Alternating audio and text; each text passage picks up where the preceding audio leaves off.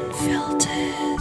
Like you're in another world, like you zone out. Hello and welcome to another episode of Unfiltered. I'm your host, Georgii Speakman, and today's wonderful, beautiful guest is Kayley Hamilton, a two-time Emmy Award-winning producer. My God, you've had an epic career, babe. You've also turned founder and CEO of Up Level Agency, a purpose-focused PR agency that has really become sort of the founder's go-to, expert and viable thought leader driver behind like fueling their identities and their businesses in an interoperable fashion. So I just love that. And further, for additional context, Kayley has interviewed literally hundreds of celebrities as this Emmy Award-winning producer, presenter, which is just so exciting. I can't wait. I've got so many questions for you. And obviously, historically, you've worked for top Hollywood news outlets such as Entertainment Tonight, The Insider, US Weekly, and then personally, you've also featured, which is amazing, in Forbes and Business Insider. So, Kayley, welcome to the show. I'm so delighted to have you here, babe. Thank you so much for having me. And your huge penis mic. Apparently, my mic looks like a big wiener. So we're going to keep that out of view. When we first got on screen, her big mic was in the top sort of right-hand corner of the screen for me. And it looked a bit like a rather large dildo. But she thought it was off camera, so we were just having a chuckle. I'm just recovering from that because I was just crying. Yeah, that was so funny. Oh my gosh, no, it's out of view. It's not a dildo. Just, we'll just, leave it at that. But no, thank you so much for having me. As long as you use the microphone in all the right ways for this moment, Kayley, and not anything else anymore. Provocative. To amplify my voice, and that is it. I promise. Yes. So, thank you for having me, Georgie. It's so good to see you. I'm so excited to have this conversation. Likewise, my dear. I'm so grateful that you've been willing to come on the show, knowing it's a new show. It's always such a pleasure to see you and converse on all things. So I want to dive in on all things you personal, but also professional. And I want to just ask you and say, like, obviously it's been award season in recent weeks or whatever. I always get so nervous when I see these, like celebrities get up on stage and I sort of like go, oh my God, I get so nervous for them in their speech. Are they going to F it up? Are they going to kill it? Like, what have they got to say? Are they going to get political? Whatever. What was it like getting up on stage after working so hard for this incredible career to get up on stage 2 times over to win an Emmy? Oh my gosh. Well, winning Emmy Awards. So we won at Entertainment Tonight when I worked there twice for the top entertainment news program. I didn't personally go up on stage. It was just the hosts and I think our executive producer who accepted the award. Mm-hmm. But it was really exciting. And it was so interesting because that's, winning these huge Hollywood awards is definitely on a lot of people's bucket list when you're going into Hollywood. For some reason, that was never in my kind of awareness of that as a possibility for me, because growing up, I loved Hollywood. I loved celebrities. I grew up watching Entertainment Tonight after dinner with my mom every night. I grew up reading Us Weekly magazine. But I never wanted to be an actress. I never wanted to be a singer. I realized I really wanted to like actually be the person interviewing the celebrities on red carpets. Yes. And when I was growing up, I never saw people like Ryan Seacrest or Juliana Rancic or Mary Hart. I never saw them actually winning these big prestigious awards, obviously like the Oscars that are for actors and the Grammys that are for singers. So that was never kind of in my awareness of, I could win an award for this. So that was kind of nervous on behalf of the team though. Yeah, definitely, because Entertainment Tonight has been around the longest out of all of those entertainment programs. Right. And they just hold the prestige of being the top of the top. They're first on every single red carpet. So anytime a celebrity walks the red carpet, they stop at Entertainment Tonight first. Mm-hmm. So ET just has this level of just awareness where everyone knows that they are top of the top. So there's a lot of pressure for sure especially with the executive producers and everyone working behind the scenes. It's like, we need to win because we need to maintain that we are the best. So it's definitely nerves going on behind the scenes, definitely pressure. But at the end of the day, like, they really are the best of the best and everyone works so hard. Like, I definitely worked at my work ethic and learned so much working with that team because they really are the best of the best and they always deserve to win the award. But yeah, it's definitely nerve-wracking, especially when you continuously win. They don't want to have a year where they lose. Right. It's taking me back to thinking about this conversation I had with an Australian, red carpet presenter, reporter many, many years ago. And she gave up after, I think, about 10 years of the hustle.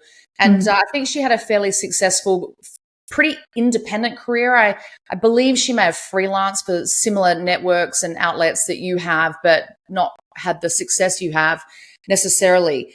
But I remember her telling me that it was sort of like a very dog-eat-dog environment on the red carpet. Like, people would push and nudge and literally fight to get to that front line. And it's really interesting as the consumer. We always see the moment where the celebrity is having the interview with the presenter, and it seems sort of contained and controlled and smooth and easy.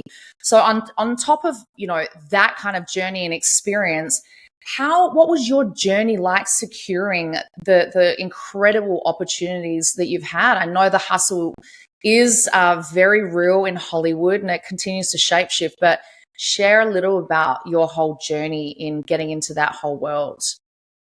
Yeah, gosh, that's such a good question. And that's true. It is like that on red carpets. It's very intense. There's lights flashing everywhere. There's publicists, cutting off interviews. There's celebrities just trying to promote their projects. And it's so much pressure. I remember working red carpets and just being so nervous that I wasn't going to get the interview or get the soundbite and this really only happened with one of my bosses. I was really lucky to work under such incredible people, but there was really only one person where it was like, oh my gosh, I'm so scared. Like, if I don't get this interview or get the soundbite, I think I'm going to be fired. So that was just like, it was one time there was a red carpet and I had to run after a publicist and beg them because they had skipped over because I was in the middle of other interviews. And I begged her to bring her celebrity back to do the interview with me. And thank God she was not super happy about it, but she did it. And I feel like that saved my job. But yeah, it's a lot. And growing up, I was really shy, really insecure, and didn't have a lot of confidence. And then working in the entertainment industry, at ET, I realized how much these people hustle and what you have to do. And it doesn't have to be kind of dog eat dog world where it's, I need to stomp on other people to get above. You just have to, I really liked working at ET because I feel like they do it in a very classy and professional way. So I learned from some incredible people on how to get the interview, how to ask the question in a way that still gets the soundbite, but doesn't upset a publicist or definitely doesn't upset the celebrity. And then also, when do we push the boundaries? When do we hold back and respect, whatever we need to respect to immediately at the end of the day, get the story, because that's the whole goal of working for these entertainment outlets is we need to get that headline. We need to get that soundbite that will generate people watching the episode, that will generate, when I worked at Us Weekly, it'll generate the headlines, get people reading and clicking.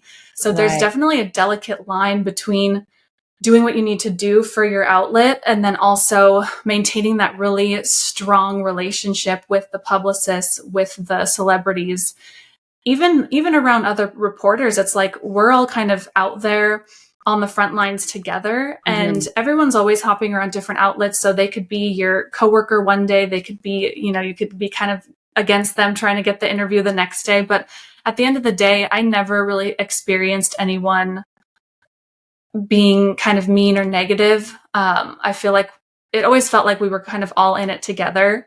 And sometimes you just have to do what you got to do to, get the interview, and everyone understands that. Absolutely, for sure. I imagine that was still a very incredibly stressful and confronting moment that you had that day in terms of, begging the publicist to give you time. I remember going through, and I'm still going through, I've got the green card now, but the immigration process, that same feeling of like having to ask so many people for favors, like to get reference letters galore and things like that. And if you didn't hit that certain number, feeling like your entire life is going to get ripped out from underneath your feet. So that's probably the closest thing I can relate to in that, like, time crunch. My God, my career, my life feels like it's on the line. What are some of the other toughest experiences that you had overall in the industry? Because obviously just in recent times, in the last 5 to 10 years or so, there's a hell of a lot that's come to light in the entertainment industry. I'm just curious to hear about some of the maybe tougher experiences that you had that really shaped you into becoming the business leader that you are today. Yeah, that's such a good question.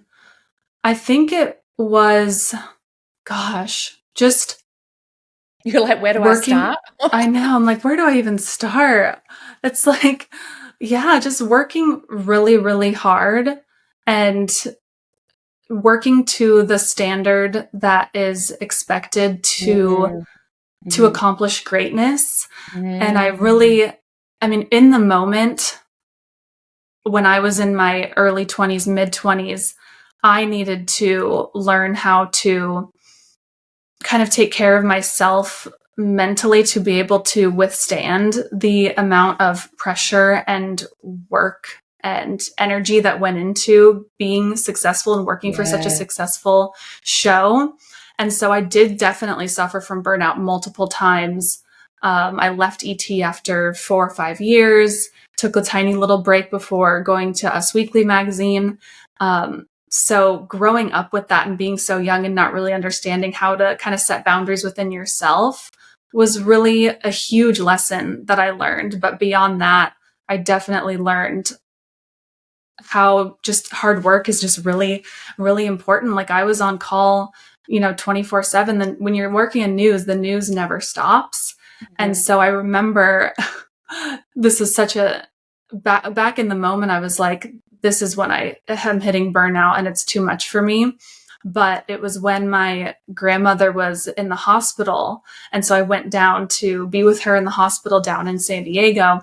And I'm in the waiting room of the hospital taking phone calls for I was working in with paparazzi photo agencies. And so I'm taking calls, negotiating deals for different photos and videos of celebrities.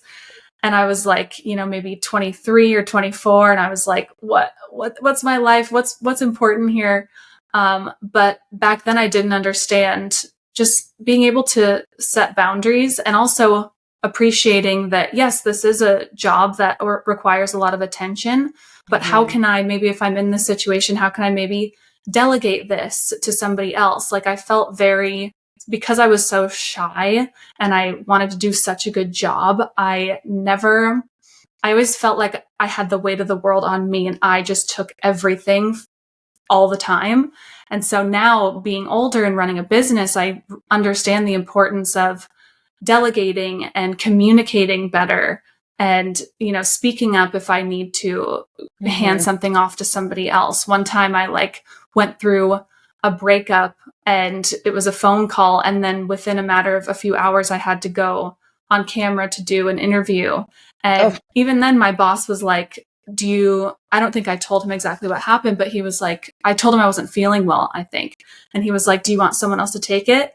And even with him offering that, I said, no, I'll do it. And so I did the interview, just heartbroken. And looking back, it's like, it's okay, Kayley, you can delegate and things can still get done. So I learned a lot of lessons. Yeah. Working all the way through my 20s, now into my 30s, and now running a business, taking all those lessons with me.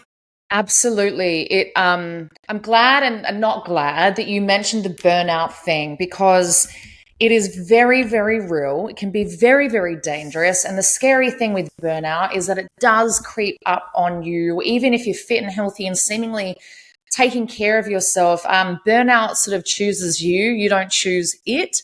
And one day it just shows up with a suitcase and knocks on your front door and says, I'm here, and you're burnt out. And I'm burnt out, and I'm here to stay. I remember working for a startup, for a short period of time, but it felt like it was years, because I was doing, and it was a French startup launching in America. So we were launching the office from scratch and everything from scratch in the States.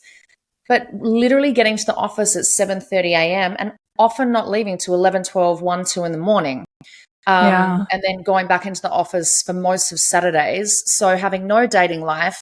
I had to have my assistant often walk my dog throughout the days because I didn't even leave my desk. I was ordering food in because I didn't have time to like pack or cook or just, be more frugal or, resourceful. Right. And then because it was Paris, often doing 2, 3, 4 a.m. calls. So Wow. I totally get it. And it was after that experience, I too, for the first time in my life, experienced genuine burnout where I was like done. My body was just like, so Oh my gosh.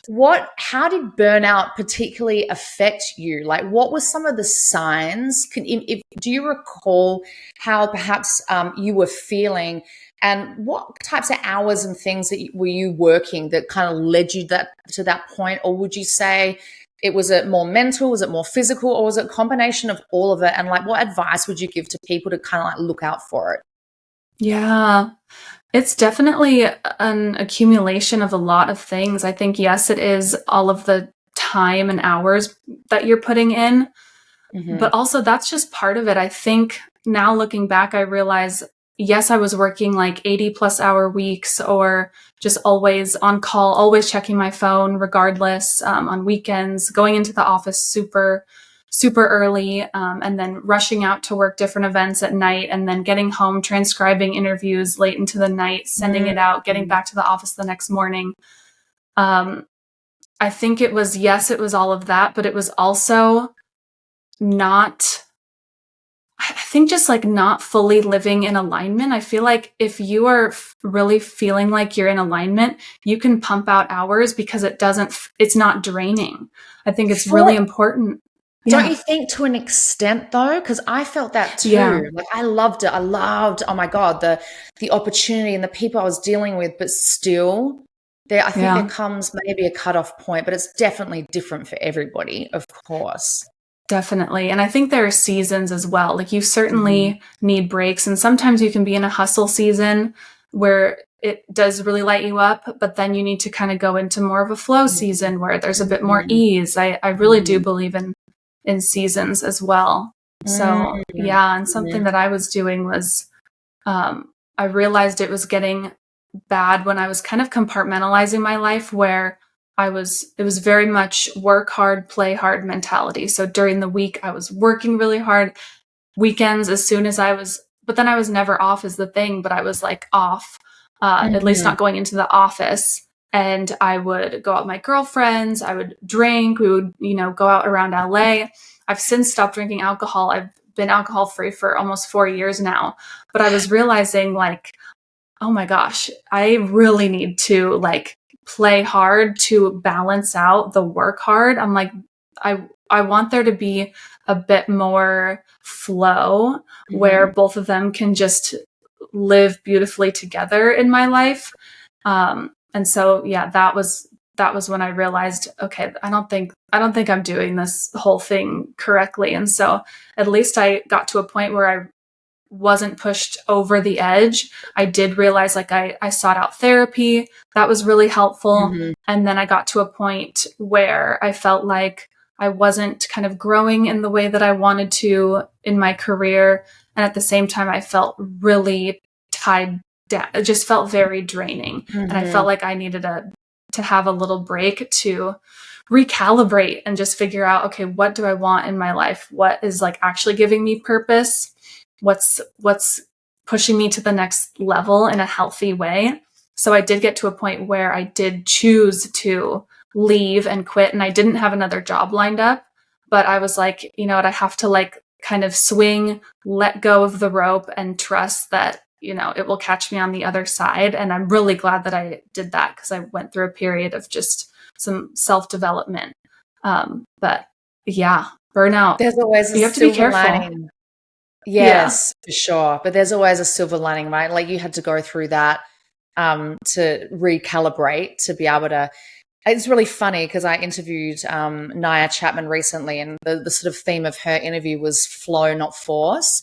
And I think you're very much Mm, speaking to the same thing, which is that just to learn, because, it is so fun having an incredible opportunity and, having that exposure, and you're kind of pinching yourself for the dream and opportunity, and working around so many incredible people. But at the same time, it does get to a point, just not with the burnout, but where you're like, hang on a sec, I've got to recalibrate my focus here, how I'm choosing to show up, how I'm treating my body, even though I'm having a great time. There are always still consequences, So I have a few more questions regarding the Hollywood and media world there before we sort of transition over to up level. But I'm curious to hear your take and thoughts on how you think the media landscape has evolved, particularly since COVID, because I remember in managing talent and running my own business, at that time, things were really taking off, and then boom, I remember COVID hit, and in speaking to all the major brands, I'm like, well, we just don't know what we're going to do. We have to recalibrate our budgets. We have to reprioritize. We're not in a position to make any decisions right now. I'm like, holy shit, the world is changing so rapidly, so fast overnight. And I know it's been a minute since you left Hollywood, but what have you seen, and what are your observations now about the whole world and the whole landscape of media?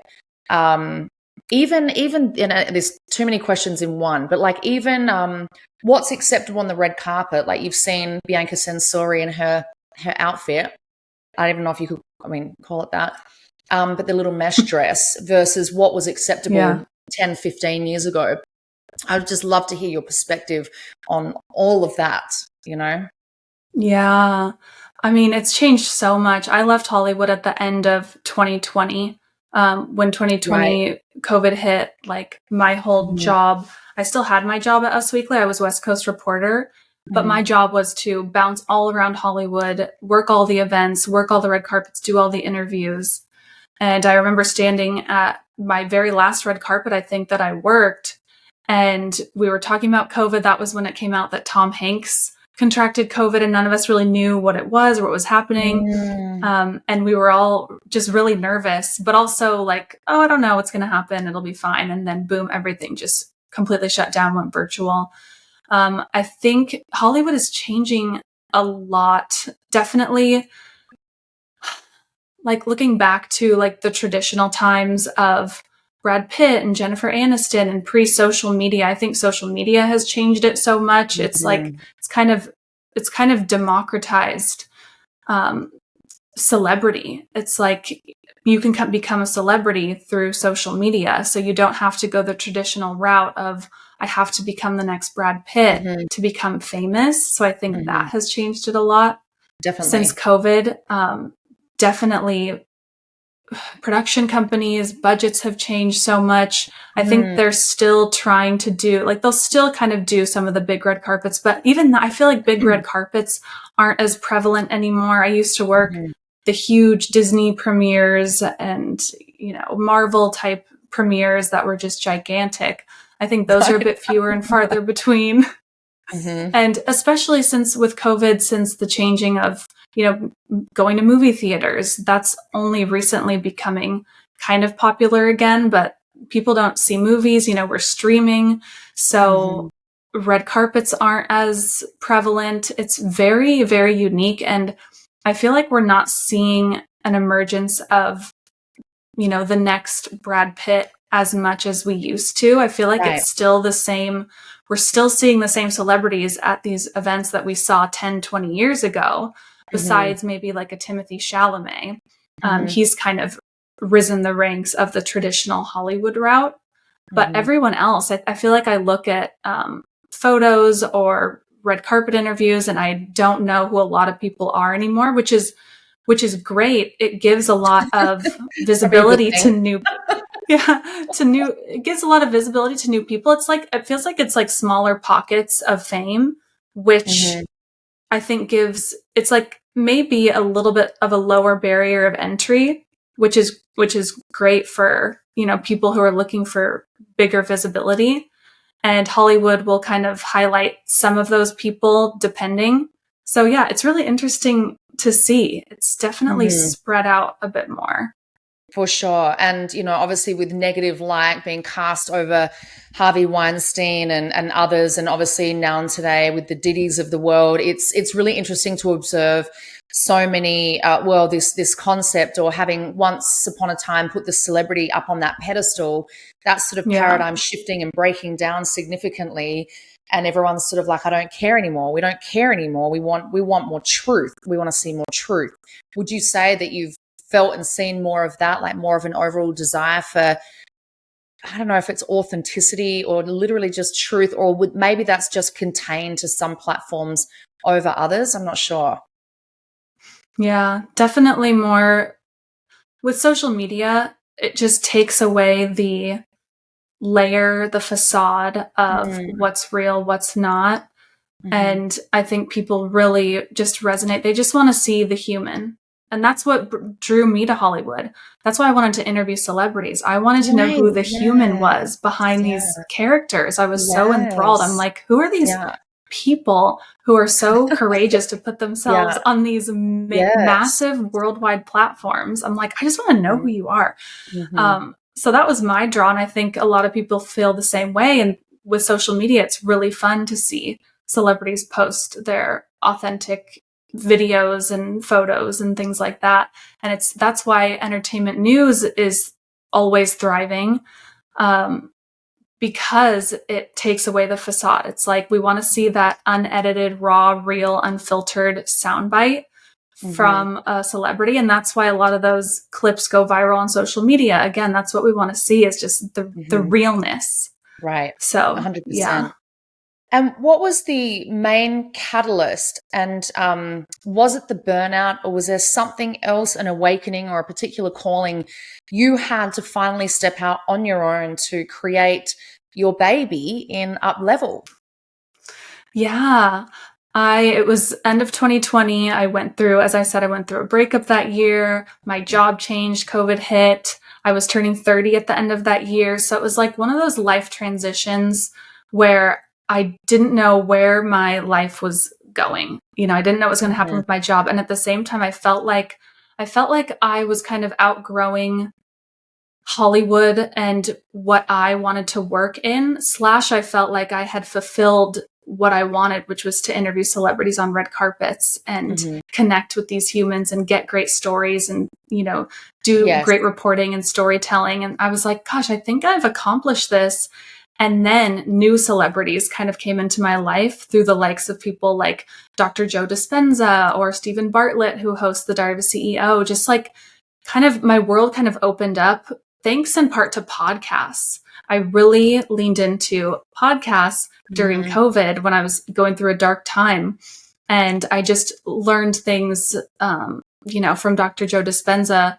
And I've always been into self-development and meditation and mindset work. And I really dove in reading his books and learning from him and listening to every single podcast interview he went on. And I realized he just empowered me to just come up with how I wanted my life to be and use his meditations and mindset work to basically manifest the next chapter of my dream life. And I realized he was so impactful for me. I really wanted to work with people like him to help him reach wider audiences and get on podcasts, get featured in articles, get on TV, kind of use my knowledge of media to help really purpose-driven, heart-centered, really inspirational people reach wider audiences. So these kind of, now I joke that like CEOs and experts and thought leaders, they are my new celebrities.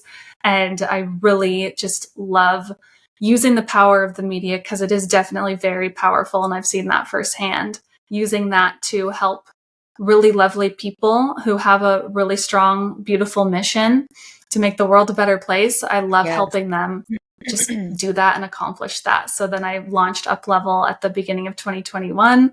And that's what we do. We work with experts and founders, and we really help amplify their voices through the power of earned media exposure.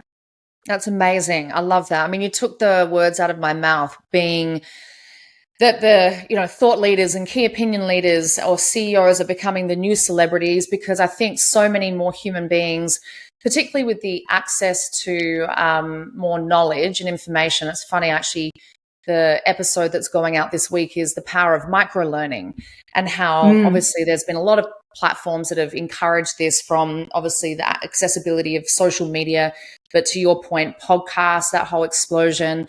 And then, of course, in recent years, AI and leveraging chat and other platforms to access knowledge and information very, very quickly.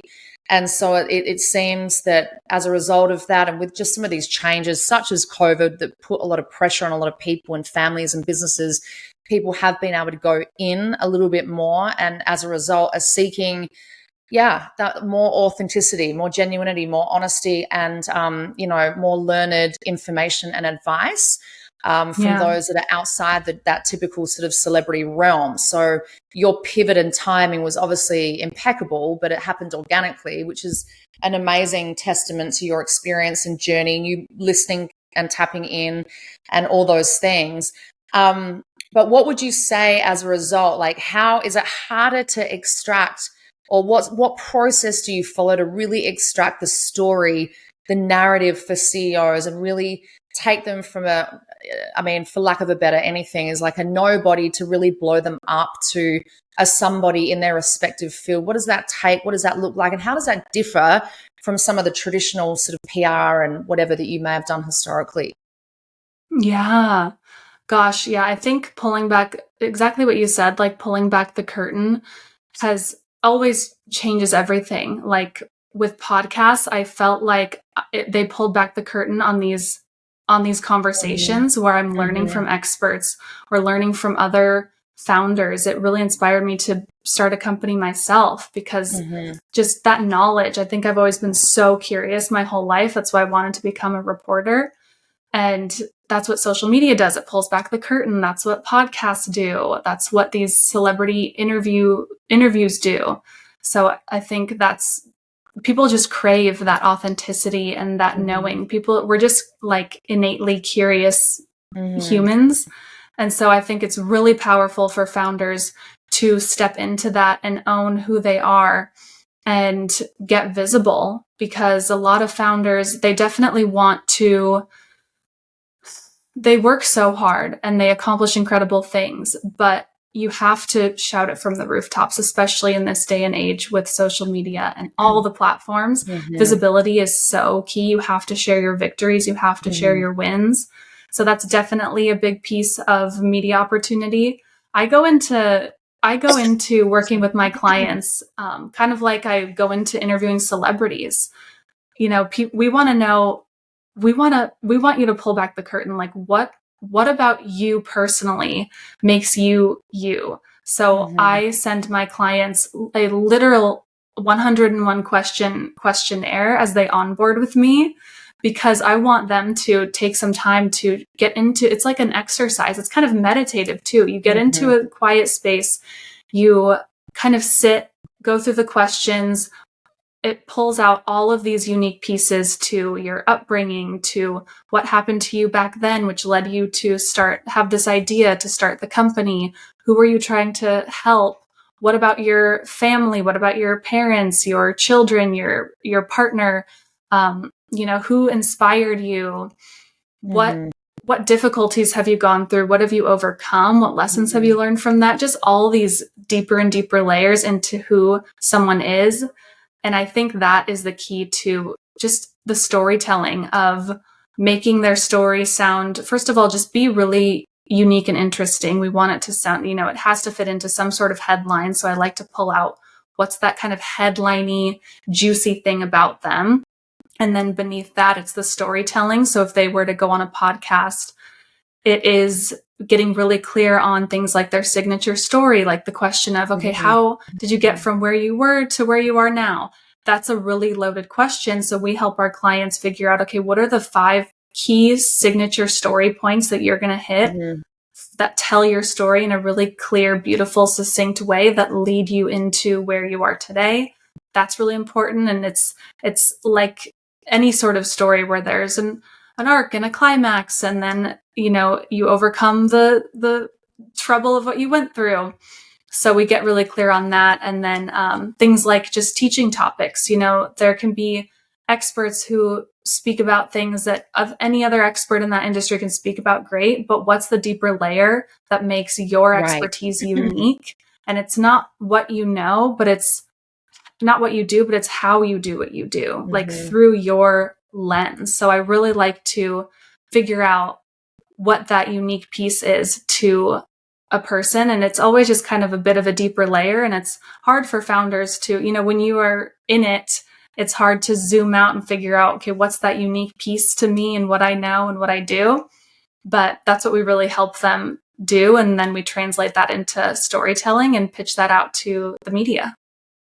I think that's just such a beautiful approach to getting them to be vulnerable and really as an exercise for them to get to know themselves. Because I imagine that, to your point, they're working so hard all the time behind the scenes that they don't typically have that type of public voice, yet they have so much knowledge, so much wisdom, and so many gems to share. But they're probably also facing that fabulous imposter syndrome situation where it's not about them, it's about the results and the success of the company or in their employees or their team or whatever it is. So how do you, it sounds as though that process that you've created really helps them tap into, oh, wow, I do have a voice. I am important.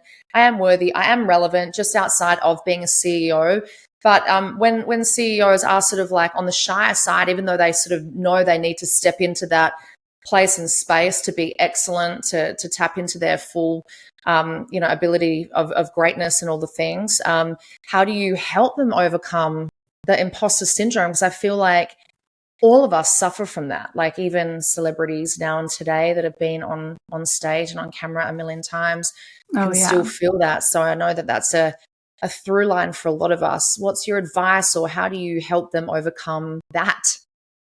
Yeah, I always like to reframe it from, rather than it being about them and their personal brand, yes, it's about through the storytelling. It's like using your personal story to guide the conversation, to highlight an idea. So rather than thinking about it of like, it's the spotlight on me, oh my gosh, what should I say? What should I not say? Me. It's more so, what idea am I trying to highlight? Like all of these founders and experts, they have a larger mission. So it really is zooming out, speaking through the lens of that mission and their ideas. And why is it important for me to share this expertise? It's because it's going to help XYZ audience to overcome this and help them with that. So really focusing on the bigger mission as to why you're getting visible. It's not just to get clout or to feel cool.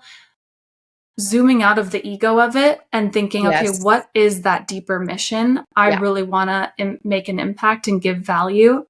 And focusing on what value that you're trying to give, as opposed to just, oh my gosh, I feel like the spotlight's on me. Right. Coming back to the core values, the why, yes, all those things, as opposed to, no, that's very good advice. Great insights. I'm curious to hear, and I'm sure there's a lot that you are excited about, but still, just like all of us in any industry that are facing various challenges, because that's just the sheer nature of business, period.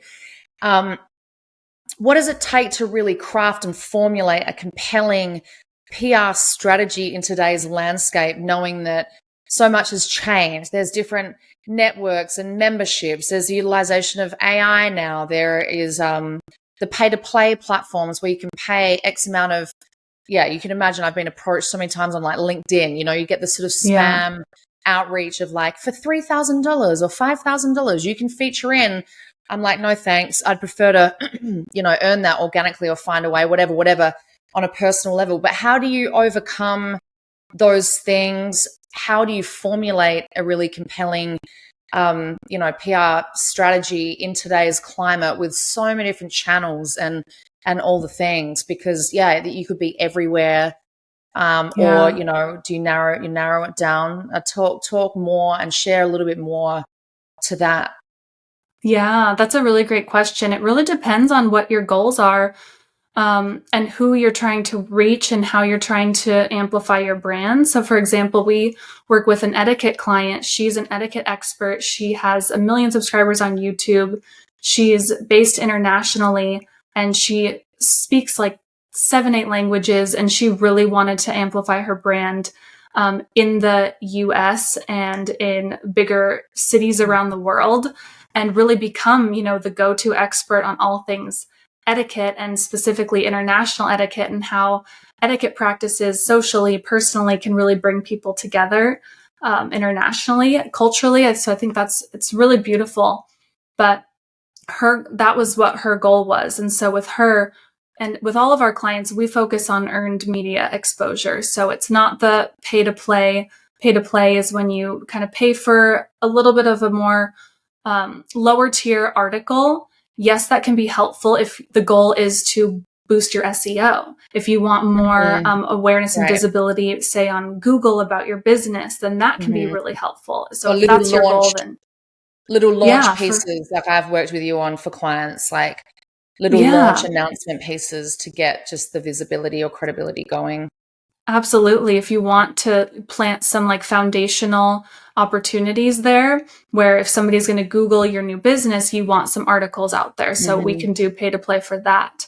But with my etiquette client, we're focusing on earned media, where we are, first of all, getting her quoted as an expert in any sort of timely articles. And that really helps to, first of all, get her in front of new audiences who are reading these articles, and they're reading, etiquette tips for if you're flying on a plane, all of those fun ones, and they'll continuously see. Yeah. Totally. Oh, they're fun, but they'll continue. Underwear, No.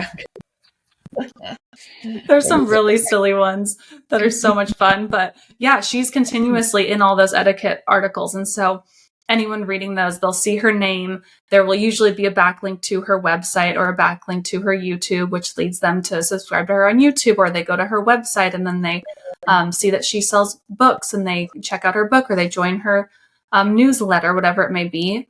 Beyond that, that's really helpful for SEO. So when anyone Googles etiquette expert, we want her to be the first one to pop up. So those articles are really helpful for that. And that's earned media. So me and my team are pitching her to journalists who are writing etiquette topics, and we're giving her as an expert and having her interview with them. We also get her on different podcasts. So when she's in different cities, we'll have her go in studio and do interviews, or she'll do them remotely. Those are more in depth, so she can talk more in depth to really aligned audiences. And podcast audiences are amazing because that know, like, trust factor is already built in, because anyone consistently listening to podcasts, they already know, like, trust the host. And if the host is bringing on a guest expert, they have kind of that already built in know, like, trust. And those audiences who are listening to podcasts, they are ready to make moves. They want to learn. They want to do the micro learning that you mentioned earlier. So if they want to learn more about etiquette, they're ready to probably take the next step and buy her book or take her course, or at least watch some of her YouTube videos and get into her ecosystem. We also get her on TV. So that just gives her a lot of credibility. People love seeing people on TV still, even though it's becoming a little bit more kind of old school traditional PR. It's still just a lot of credibility and authority. So there's just a perception of it too. So when she posts that she's on TV, it helps with conversion. So anyone who's kind of following her, they see, oh, whoa, she's really legit. She's going on TV speaking as an expert. Let me look into her a bit more and let me now buy her thing. So that helps with conversion. It helps with more content to put on social media. So ultimately, it really does depend on what your goal is with your brand, and not just visibility, not just reaching wider audiences, but also your credibility and authority and how your brand is perceived. Right. Absolutely. Yes. I concur with all of that. That's such great advice and input. I'm curious to hear what industries and sectors, because I know that you have transitioned a little bit from tech into more of the health wellness arena, which is awesome. And this might sound like a silly question, but I still think it's legitimate, because we are seeing changes in trends or different needs or wants all the time. But what would you say that you're seeing in terms of the growth needs or interest needs or growth markets in terms of, or niche topics in sectors and industries in industry, and because typically it was probably. Well, I should ask you, what have been some of the changes, I guess, from what you've seen historically to what you're seeing more of now and today? Yeah. So we used to focus, we really got pulled into the Web3 space a couple of years ago. Yes, that's how we met. That's how we first connected. Which is so cool. Like I was so curious about Bitcoin and crypto and Web3 a few years ago. And so I loved taking the opportunity to learn all about it and learn about NFTs. And so we were really big in the NFT space, working with a lot of clients in that space, which was really fun. Obviously that has shifted a lot. Yes. So I've personally, and goes back to the reason why I got into what I do, is I love all things health, wellness, and mindset specifically.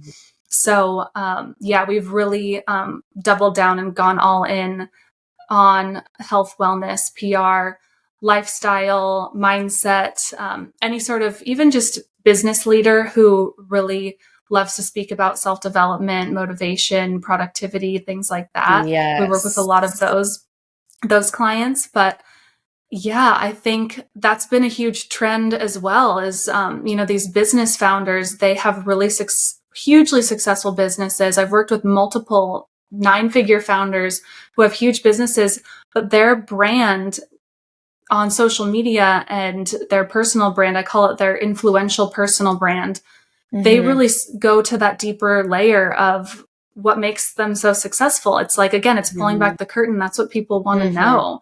Yes, people want to know, okay, you've, accomplished all these things. That's the first step, credibility. Then the next step is like, okay, what can I learn from you? What value do you have? I really want to. And then the next step is connection, where it's like, okay, what was your story? We had a client who was always sharing his difficult upbringing and with his mother and all his siblings, and even his difficulty with his company, losing hundreds of millions of dollars and then getting it back. And, it's just that transparency. So yeah, I think that's definitely a trend. And then as far as the wellness space, all things biohacking are definitely huge, and definitely integrating the tech into the biohacking too I'm seeing as a trend, which is really fun because I love anything tech. I love anything wellness. So seeing the kind of tech biohacking that's happening and 100%. All of the news that's highlighting that is really fun too. Yes, absolutely. I've been passionate about that space for a very long time, but I just have done it automatically in my own life, just because I found out when I was really young about my, being a little bit gluten intolerant and highly allergic to dairy, or rather yeast, wheats, sugars, and dairies. And then having to recalibrate my entire perspective of what I can and can't eat. And back in the day, they barely had soy milk. Like, that was a rare product to find. It was only soy milk. And they certainly didn't have vegan products back then. And they certainly barely had gluten-free bread. So it's been quite wild watching that whole space evolve. And then now you've got, there's just all the things around NAD and so many other solutions for either anti-aging or just maximizing health and long life period. It's really interesting to see. And to your point, what technology is behind that to support the evolution of, that space. So it's going to be very interesting in the coming years to see how that evolves. And on that note, that actually leads me to my next question organically, which is, what is your take on AI and how are you using it now and today? And are you encouraging your clients to use it? And is it serving you well? And which platforms are you liking, and all the AI thingy things? Oh my gosh, I love the AI things. Oh my gosh. Yeah. Oh my gosh. So it was interesting. So when ChatGPT, when it first came out and everyone was all about it, something that we do with our clients is we give them journalists. So journalists put in inquiries. So if a journalist is working on a specific etiquette story about proper etiquette on a plane, we will connect with them and we will go back to our client and say, hey, answer these 3 questions. It needs to be in your own words. And we were noticing that a lot of clients were going straight to ChatGPT, having ChatGPT kind of answer the questions for them, sending it back to us. And that was becoming a problem because these media outlets and these journalists, they were not able to accept AI. Like, it was, all of the answers and all of the quotes were not organic, and they were all sounding, AI-ish, ChatGPT type language. And they need authentic, organic reporting. So they were starting to set rules where they weren't able to accept anything, and they would run it through AI trackers. And so we needed to then go back to our clients and say, hey, you can't use ChatGPT to answer these questions. We need it through your personal lens. Yes. So that was an issue at the beginning. Yeah. But now we use it in a sense where it's so great when we onboard our clients. So we have them do the questionnaire. But before that, when I do calls to connect with clients, I ask them a lot of these kind of personal questions about their business, personal life, their goals.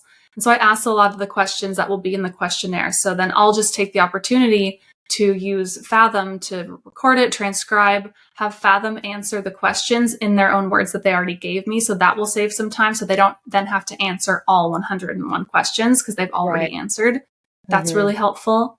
And then beyond that, me and my team, we use AI to then take all of their content that they've put out on social media, on YouTube, whatever it may be, on blogs. Blogs are really handy. We'll use that to formulate different pitches or to come up with things, or to even formulate their quotes and have them sign off on it. So we use their direct words and their direct messaging to formulate different interview opportunities.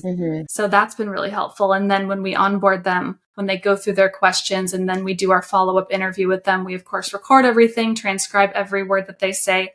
We'll plug that in, and then have the AI run through all that information to pull out different pieces depending on what stories we're working on or what pitches we're formulating. So really, it is helping to revolutionize some of the work that you're doing from at least a time efficiency standpoint, and being effective, in all of that. And just probably, I mean, that's for most people, but how would you say it has been benefiting you in some of those key areas? Oh yeah, it's definitely cut down so much time, both for our clients, because we work with very busy people. I mean, they run huge businesses. And so we want to take as much off their plate as possible. So it saves them a lot of time. It saves us a ton of time, because we do a ton of writing, a lot of research, but a lot of writing. And so when we front load onboarding clients, we get all that information on the front end. And so from then on out, for months on end, we're able to just cruise with all the information that we have.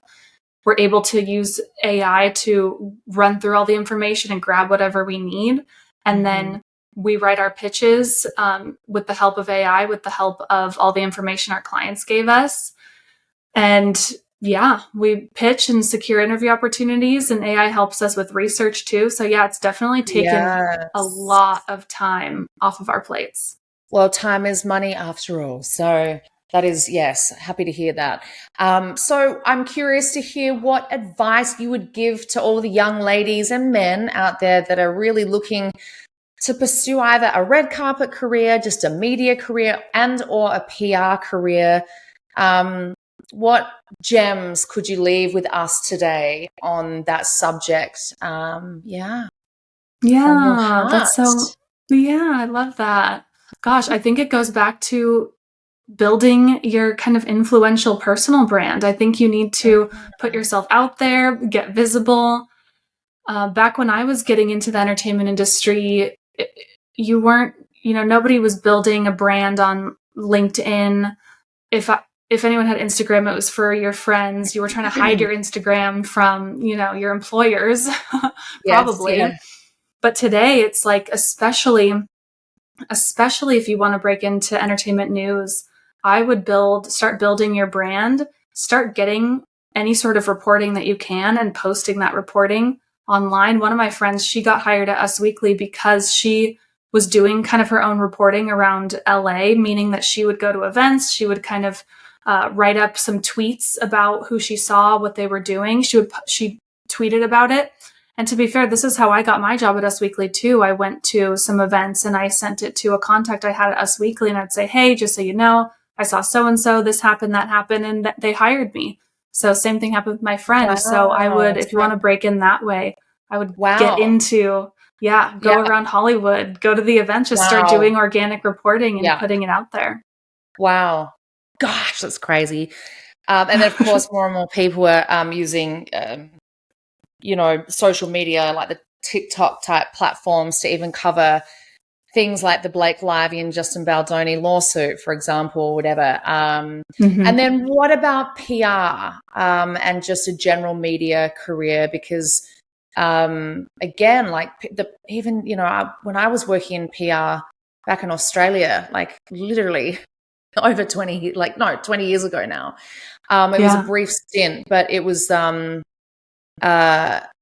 it's changed so much since then. So what advice would you give to the aspiring publicist and aspiring PRs on that side of life? Yeah, I think I've never personally worked at a public relations agency, so I never thought I would own one. Right. So that's that's really interesting. So that's how it's changed. Someone that has, stepped into that lane very, very successfully off the back of a obviously already very successful media career, but so you're going to have you're going to have a different lens, which is good. Yeah, thank you. So yeah, I think again, I would start posting on LinkedIn, posting your expertise about PR. There are so many freelancers. Yes, you can go the traditional route if you want to there are also opportunities for internships, things like that at the big PR agencies. You can certainly apply for those and definitely, but I would build your brand on LinkedIn and start posting your expertise about PR, and then go ahead and message anyone. If there's a specific PR agency you want to work at, I would go and message those people and say, hey, I really want to get into this. I love what you're doing. I love that you did this with your clients. Like, just get personal, send those messages. Beyond that, if you don't want to work for a big PR agency and you want to do maybe more freelancing, there's so many freelancing opportunities and a lot of agencies that hire freelancers. So I would look into platforms. There's a lot of platforms where you can create a profile and be a freelancer. But beyond that, I think it always comes back to just building your brand and just showing that you know what you're talking about, that you're an expert, and that you have an interesting lens around different types of topics and industries or different types of clients or whatever it may be. Share that online, and then don't be afraid to message people. The more that I reach out to people, the more that just like the energy starts to flow, and like there's a momentum to it, and clients are interested, and then connections are made, and just not being shy about what you want and going after it. Yes, having that relentless sort of business development hat on and drive, right? Particularly if you are going to be launching your own business, definitely. It's interesting because you're saying like keep building on your personal brand. I don't post on LinkedIn anywhere near enough. I'll often more so comment on a repost or something. But you're right, because so what's your advice for people like me? And I know that there are millions of us out there which are those time poor people. I mean, I don't number one, I don't want to have to put on makeup every single day. I actually don't want to have to be on camera every single day. I don't want to have to be thinking about content every single day. I personally, me starting Unfiltered is off the back of, 2 prior shows that I've had at different times. And I paused there for a minute because I really not only was I so busy with other things, but I really wanted to like work out what a neutral voice that for me was going to be, and a sustainable one. I believe I've found it now with Unfiltered, which is great. Yeah. But having said that, in the back of my mind, I'm constantly going, God, I've got to do this content. I've got to shoot that video, and I should do this and I should do that. And I swear to God, Kayley, I just never get around to it. Never get around to it. And I remember, when we first got connected in the early days, I was like, oh my God, her content's so beautiful. It's so intentional, thoughtful, very inspirational, aspirational, motivational, all those kinds of things. And applicable to everyone, not just anyone that's aspiring to either work as a publicist or PR or in journalism or media, but just sort of like generally entrepreneurship, being a founder, whatever it is, just female in business. So how do you help advise on curation? Because again, you're saying LinkedIn. I hear you. For me, for example, I probably should be posting more. Just don't do it. I feel like I just don't have time. So what advice would you give to all the super busy people out there that have got a million and one different things going on, how to prioritize content and how to, I don't know, get intentional about it? Yeah, I think you have to zoom out and look at what the bigger goal is. So for me, it's building awareness so that I can work with the people that I want to work with and attract the people I want to work with and build my agency and reach the goals that I'm trying to reach. So kind of moving backwards in, okay, that's my goal. And in doing that, I need to show up and be visible and really at least just picking one platform. Like I was trying to do, and Instagram can be a beast, especially since it's all reels forward. To grow, you have to post reels and shoot content. For you, since you do this podcast, you're already shooting content. So that's incredible. Like there's definitely sound bites that come out of this. So getting intentional with repurposing. But I realized I've only recently in the past few months gone all in on LinkedIn because I realized, okay, I love Instagram personally. I still post on Instagram, but as far as what my goal is of attracting dream clients, we're B2B. Like they're going to be on LinkedIn. So I took some time to just learn some LinkedIn tips and tricks. I actually bought a course and took a weekend to take a LinkedIn course. Nice.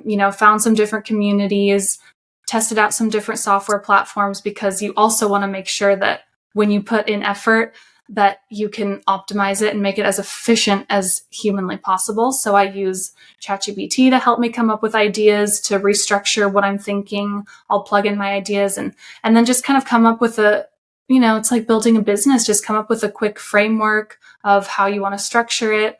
And then just every morning I'll make sure that I sit down for an hour, write some content. I'm not so good at batching. I know people say you need to really batch content and like take a day, write all the content. I kind of go into every morning seeing like what's inspired me and what I'm in the mood to kind of write about. But LinkedIn is great because it's just words. Like it's just the written word. I don't need to shoot a video or anything, and I can share what's on my mind or what's going on behind the scenes of my business or what's happening in the industry, whatever. But definitely picking one platform, utilizing AI to make it as efficient as possible, and then just making it a habit and remembering why you're doing the habit. And it's because, this bigger goal of whatever it may be, and you have to put in the reps and do it consistently. And then it really does pay off. You just have to be patient, especially at the beginning. No, I concur with all of that. I remember hearing an interview with this big sort of model influencer, and she was saying she carves out 3 full days a week just to shoot 12-hour days of content. Yeah. I'm like, well, that makes sense because her channel is huge and her content is beautiful. But yeah, it's got to the point where you kind of do have to treat it like a job. But until you're getting checks to make the content, it's sometimes hard to justify the time. I think you've got to be really passionate about it. I love having quality conversations like this because I feel like I learn, I get to share, I get to catch up. I love, elevating the voices of others and hearing what, just how they think and all the things. So that works for me. But you're right. It's probably about like intentional curation and doubling down on maybe one platform or so just to, Good advice. Great advice. Yeah. Thank you. Yeah. And I love that you do this podcast. Like hosting your own podcast is an amazing way to get visibility and to also have a reason to connect with people. Like there's so many people where they're hosting a podcast and it's like giving value before you make the ask. Everyone, like people can get so much value from having a conversation with you on your platform.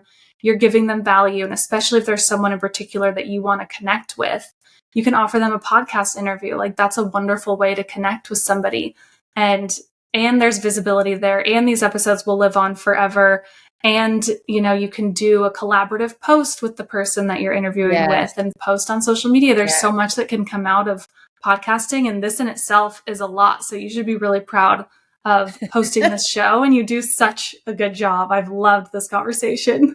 Oh, well, thank you so much. It's been an absolute pleasure. Of course, when I was thinking, of who, I mean, you're my third interviewee. So, and you're the first one out of state.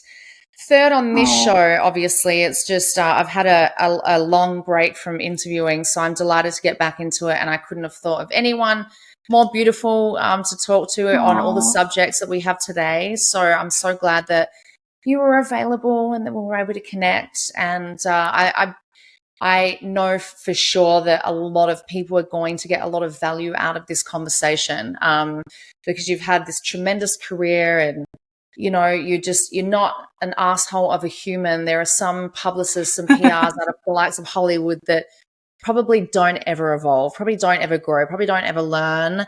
But you have leaned into your beautiful personal journey and trusted your own flow, and you're obviously very successful unto yourself and where you're at now and today. And I can't wait to continue to witness your beautiful growth. And also, thank you. I hope we get to work together in the coming months. We should have some exciting news as a business, as in Hannibal AI in the coming months. So hopefully I'm going to try and convince you to work with us. Oh my gosh. Health I would love that. I would love that. No, it's been such an honor. Thank you so much, Georgii, for having me. I love hearing from you and connecting with you, and you do such a good job interviewing. This was so wonderful. And to anyone listening, if you want, I have a media interview cheat sheet. So if you want to DM me on Instagram at Kayley Hamilton _ you could just DM me the word podcast, and I'll know what you mean, and I'll send you that cheat sheet before going into media interviews. But yeah, this was really, really lovely, Georgii. Thank you so, so much. Yes, thank you. And the interview will go out next Thursday morning at 8 a.m. So that is the first week of March, right? Perfect. So I will include all of Kayley's links in the YouTube and everywhere else that's applicable. So thank you so much, everybody, for tuning in. And we look forward to bringing you more soon. Have a wonderful day. Thank you. Unfiltered. Like you're in another world, like you zoned out.